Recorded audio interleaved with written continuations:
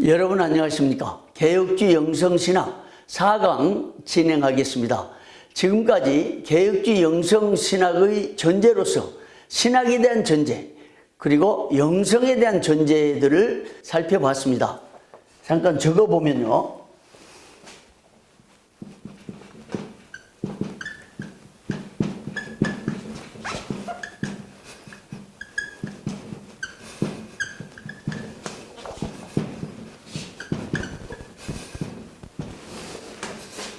일 번 신학에 대한 전제,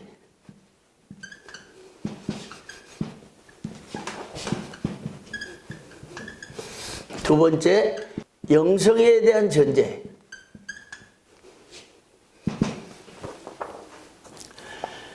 개혁주의 영성신학을 다루면서 이런 전제들을 먼저 살펴본 이유가 있습니다. 영성이란 용어,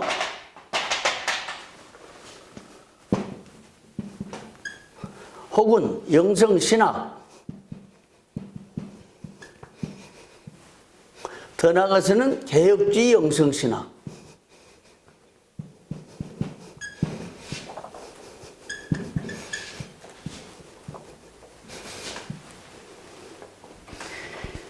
문제는 이런 용어들, 특히 영성이라는 용어가 성경에 없다.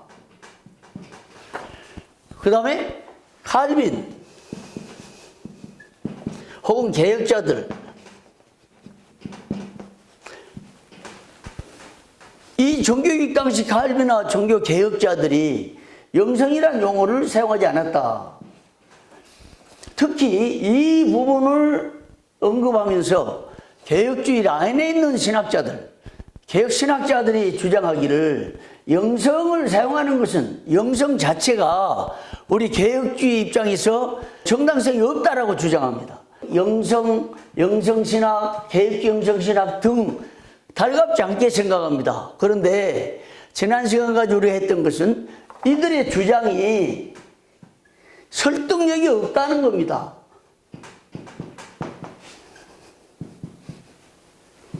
또 정당성도 없다는 거예요.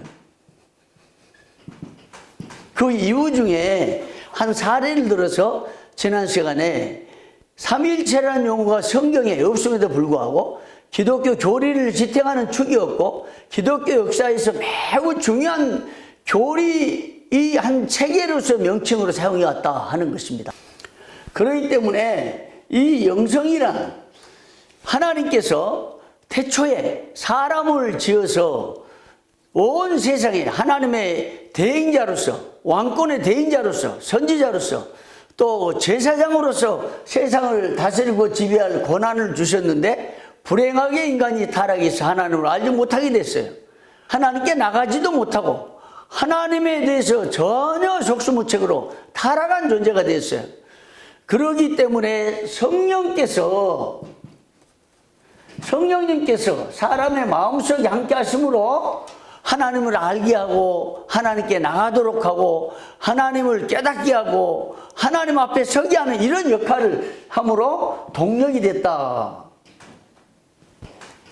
성령과 함께하는 삶, 또 성령이 역사함으로 하나님을 알게 되고 결국 거기에서 신학이 발생하는 거죠. 이게 신학이에요. 그렇기 때문에 신학이 태동하는 그 순간부터 이 성령이 함께 해야만 신학이 가능하게 됐고, 그래서 하나님께서 사람의 마음을 감동시켜서 하나님 앞으로 나오게 하고 또 하나님과 함께하는 삶으로서 신학의 첫 출발선부터 동력으로서 영성이 시작됐다. 결국 영성신학은 신학이 출발될 때부터 있어왔다, 존재했다, 이런 주장입니다. 더군다나 칼빈하고 개혁자들이 영성이라는 용어를 사용하지 않는 이유가 있었어요. 사실은 영성은 아까 언급한 것처럼 창조 당시부터 이 영성이란 용어가 하나의 신앙의 특성으로서 또 기독교의 신학 체계의 한 용어로서 영성이라는 용어가 사용되어져 왔고, 그리고 구약과 신약시대 심지어 약 11세기 이전까지는 이 영성이라는 용어가 굉장히 왕성하게 쓰여져 왔습니다. 기독교 전 신학 체계와 기독교인의 신앙 체계를 움직이는 한 동력으로서 힘으로서 영성이 사용되어 왔어요. 그런데 12세기에 이르러서 캐톨릭 영성의 아주 대가로 일컬어지는 프란시스, 이 프란시스가 캐톨릭 영성의 대가로 일컬어지는데요. 프란시스는 하나님과 교통하는 가운데 하나님을 만나고 하나님 말씀을 실천하기 위해서 자신의 모든 걸 다 버리고 누더기옷을 입고 길거리에 다니면서 복음을 전했습니다. 그때 하나님의 성령께서 강력하게 역사해서 이 프란시스에 놀라운 역사들이 일어났어요. 그러니까 역사를 보면 프란시스가 지나가면 하늘의 새들도 와서 지저귀면서 환영하고 짐승들도 와서 환대할 정도라고 하는 얘기들이 있으니 얼마나 그 영성이, 성령의 능력이 뛰어났는지 몰라요. 예수님의 말씀 그대로 자기 모든 재산을 다 버리고 자기 모든 것을 다 내려놓고 하나님 앞에 나가니 하나님이 함께 하셨죠. 말씀에 순종하고 말씀대로 살려고 하니 하나님이 역사하셨어요. 이런 얘기들도 있어요. 프란시스가 자신의 모든 것을 다 버리고 하나님의 말씀을 전하고 복음을 전하는데 어느 날 그 산 밑에서 복음을 전하고 사람들이 가서 말씀을 들었습니다. 그런데 멀리서 사람들이 바라보니까 그쪽에 불이 난 것처럼 광채가 나니까 불을 끌려고 갔는데 가보니까 사람들이 프란시스의 그 설교를 들으면서 말씀을 들으면서 성령의 감동이 돼가지고 큰 성령의 불덩이가 임한 것 같은 이런 상황이 돼서 불을 끌어갔다. 이런 얘기들까지 들려오니까 하나님이 얼마나 그를 감동시켰는지 몰라요. 그런데요, 참 안타깝고 불행한 것은 이 프란시스의 그 뛰어난 영성을 나중에 프란시스의 그 성흔, 십자가의 흔적을 직접 체험했다, 십자가의 자국을 직접 체험했다 등의 이 신비주의로 나가는 후대가 프란시스의 영성을 신비주의적으로 이끌어가서 이 12세기를 기점으로 캐톨릭 영성이 신비적으로 흘러나가게 된 것입니다. 물론 11세기 이전에도 캐톨릭의 영성의 신비성이 계속 있어 왔죠. 그런데 12세기에 이르러서 프란시스 영성을 신비화시킴으로써 13세기, 14, 15세기, 16세기 종교개혁 당시에 이르러서는 이 영성이라는 것을 개혁자들이 거부하게 됐어요. 캐톨릭이 영성을 신비주의로 끌어가기 때문에 이걸 거부한 겁니다. 그래서 결국 종교개혁자들이나 칼빈이 사용한 용어는 영성이라는 것이 아니라 경건이었어요. 경건이라는 용어를 사용했어요. 근데 경건을 보면 그동안에 역사적으로 영성이라는 용어를 사용했던 것과 또 경건이라는 용어는 같은 맥락에서 쓰여졌다는 것입니다. 더군다나요, 우리 이 찬송가 있죠? 옛날 찬송 33장인데 온 천하 만물 우러러, 이 찬송은 프란시스가 지은 작사예요. 근데 개신교에서 캐톨릭 영성의 신비라고 해서 굉장히 비판하고 받아들일 수 없다고 하는 이 찬송을 우리는 지금 사용하고 있잖아요. 얼마나 그 찬송이 은혜로운지 몰라요. 온 천하 만물 우러러, 이 찬송. 하여튼 모순이고요. 이런 가운데 이 칼빈하고 개혁자들이 영성이라는 용어를 사용하지 않고 경건을 사용했다, 이런 이유를 들어서 영성을 거부하고 영성에 대해서 달갑지 않고 영성 신학을 정리하는데 노력도 않고, 그래서 한 신학의 테두리 범주에 영성 신학을 두지도 않았어요. 특히 이 영성을 개혁주의 영성으로 개발시켜서 이 영성을 바르게 또 역사적으로 성경적으로 연구해서 개혁주의 영성을 정립시켜가지고 바른 신학을 정리해야 할 이 과제와 사명을 외면한 채 영성은 바람직하지 않는 용어다, 영성신학은 활갑지 않다 하는 주장만 하게 됐으니 너무나 안타까운 거죠. 그래서 개혁주의 영성신학의 정당성을 입증하기 위해서 신학에 대한 전제, 영성에 대한 전제를 지금까지 하나씩 아주 구체적으로 설명을 하고 있는 것입니다. 자, 그러면 좀 더 구체적으로 더 나가봅시다. 정말 개혁자들이 혹은 칼빈이 왜 영성이란 용어를 사용하지 않고 경건이란 말을 택했는가? 금방 캐톨릭의 그 영성의 폐해성 때문에, 신비주의화 이것 때문에 이걸 거부하면서 영성을 사용했다 1차적으로 먼저 하나 생각했는데요. 그 다음 여러 이유가 있었어요. 이제 하나씩 살펴보겠습니다.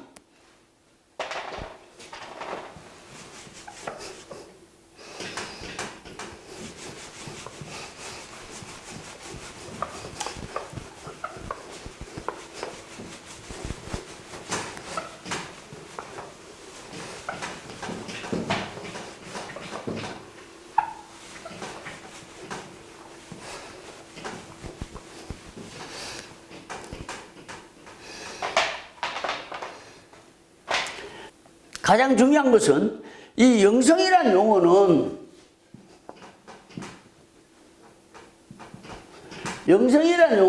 칼빈 이전이나 이후에도 역사적으로 계속 사용되어져 온 한 신학의 특성으로서 용어로 사용되어져 왔다 하는 것입니다. 더 중요한 것은 칼빈 당시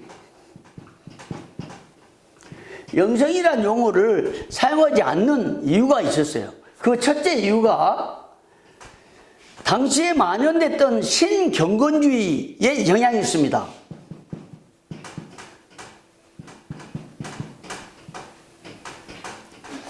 신경건주의는 평신도 운동으로서 성경으로 돌아가자, 이런 운동이 일어나면서 이 사람들의 최고의 목표, 최상의 가치는 경건이었어요. 그래서 당시에 많은 운동들이 일어나기 시작한 겁니다. 캐톨릭 영성이 신비주의로 치달았던 12세기를 기점으로 영성이 신비주의로 치달아가니까 사람들은 다시 성경으로 돌아가자, 이런 주장이 일어나기 시작한 겁니다. 이 사람들은 성경으로 돌아가되 결국 그리스도께로 돌아가자, 예수님께 돌아가자, 너무나 좋은 운동이었죠. 당시 캐톨릭의 영성이 신비주의로 전락을 하니까 우리는 성경으로 돌아가자, 그리고 그리스도께로 돌아가자, 이것이 경건이었고, 그런 흐름을 신경건주의라고 말하고 있는 것입니다. 그러니까 칼빈 당시에 루터뿐만 아니라 종교개혁자들의 전체 당시에 이 신경건주의 운동에 영향을 받았어요.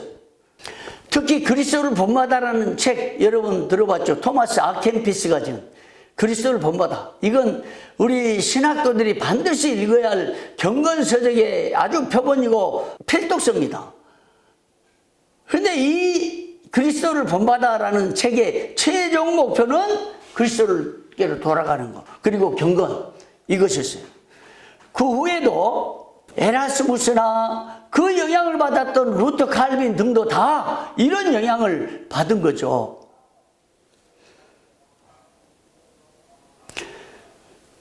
그 다음에 두 번째는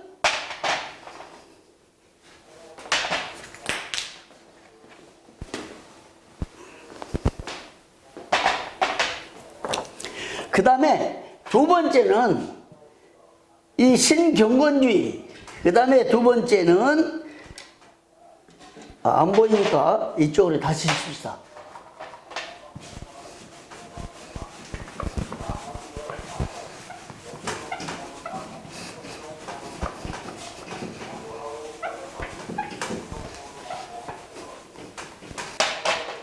금방 얘기했죠? 첫 번째는 신경건주의 운동,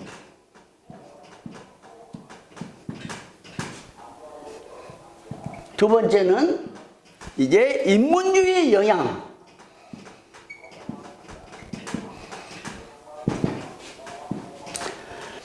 당시의 인문주의자들은 유명한 지성계의 최고봉들이 다 인문주의자들이었어요. 근데 이 사람들이 강조했던 것은 체험된 경건.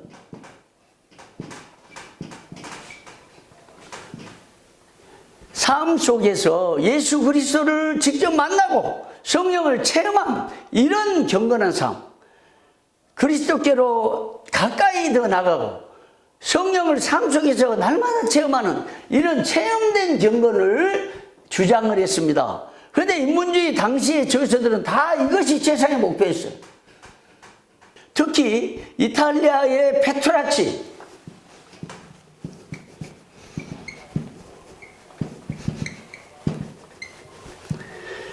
이 이탈리아의 페트라치부터 시작해서 이 인문주의가 시작돼 가지고 계속해서 학문이 발전되고 이런 사상이 이 전개되기 시작했습니다. 프랑스에서는 장 게르송,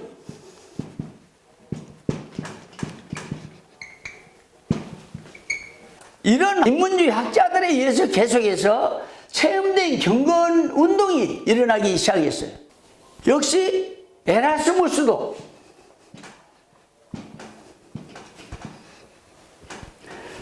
이런 당대 거장들에 의해서 이런 체험된 경건 운동이 일어나고 함으로써 루터와 칼빈까지도 큰 영향을 받았던 것입니다. 그리고 아까 언급했던 세 번째로 일로 갑시다.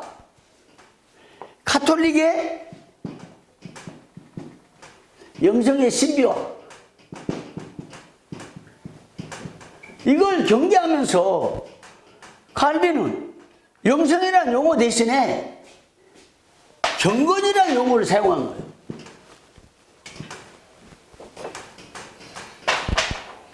이 부분에 대한 자세한 설명은 영성의 거장을 만나다 이 제 책에 나와 있으니까 읽으면서 더 이해를 해보시길 바랍니다. 결국 11세기까지 영성이 왕성하게 사용되고 또한 그 신앙의 체계의 그 상징으로서 또 신학의 한 흐름으로서 영성이란 용어가 사용되고 영성이 실제로 그리스도인의 삶을 움직이는 그 내적인 힘으로서 성령과 함께하는 삶으로서 또 그리스도를 깊이 묵상하고 그리스도에 나가게 하는 힘으로서 다양한 의미로서 영성이란 게 왕성히 사용되고, 그러니까 창조 당시부터 이 영성은 사실상 이제 쭉 사용되어 온 거죠. 이제 영성의 정의나 또 어원적이고 용어적인 여러 가지 면을 앞으로 다뤄갈 텐데요. 이런 영성이 11세기까지 왕성하게 사용되다가 12세기에 프랜시스를 기점으로 영성이 신비화되니까 16세기 종교개혁 당시에는 더더구나 신경건주의 영향, 그리고 인문주의 영향, 그리고 캐톨릭의 영성의 신비성 그 반감, 그 다음에 수도원 영성 네 번째가 있어요.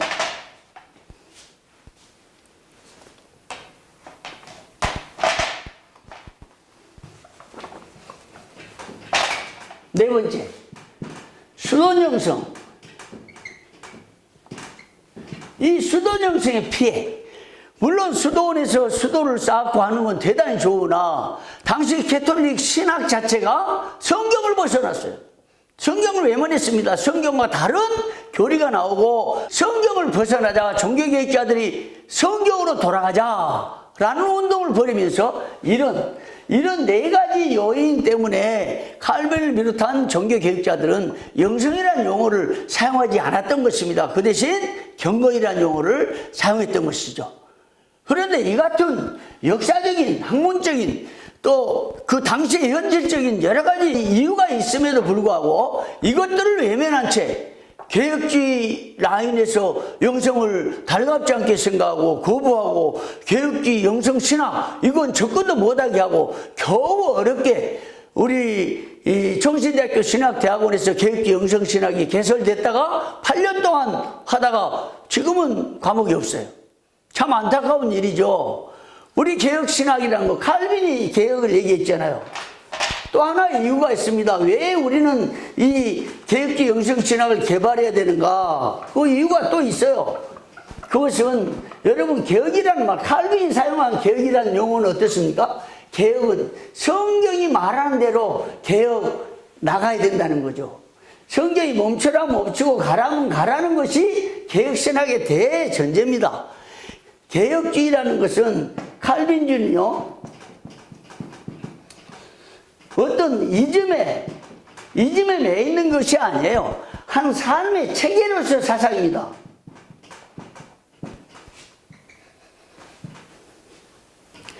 총신대학교에 막 들어갔더니 칼빈주의 과목을 배우는데 가장 인상적인 것은 칼빈주의는 이즘이 아니라는 거였어요. 칼빈주의는 한 삶의 체계였다. 전 삶을 포괄하는 그 삶의 자체, 삶의 체계로서의 칼빈주의를 가리킨 이걸 봤어요. 헬리미테가 지은 칼빈주의라는 책을 보니까, 그래서 대학 때부터 계속해서 칼빈주의를 배우다 보니까, 아, 칼빈주의는 한 이즘이 아니다. 어떤 주의가 아니다. 삶 전체를 포괄하는 하나의 사상이고, 또 하나님께서 특별히 칼빈을 통해서, 칼빈이 성경이 말하는 대로 개혁에 나가야 되고 개혁을 그치지 않아야 된다는 거예요. 그래서 칼빈 자신이 말 안 했다는 이유를 들어서 이 영성이라는 자체를 거부하고 영성신학 혹은 개혁주의 영성신학을 달갑지 않게 생각한 것은 칼빈의 사상과도 맞지 않는 거예요. 칼빈은 어떤 자기의 주의와 칼빈 이 범주 안에 이걸 가둬놓지 않았습니다.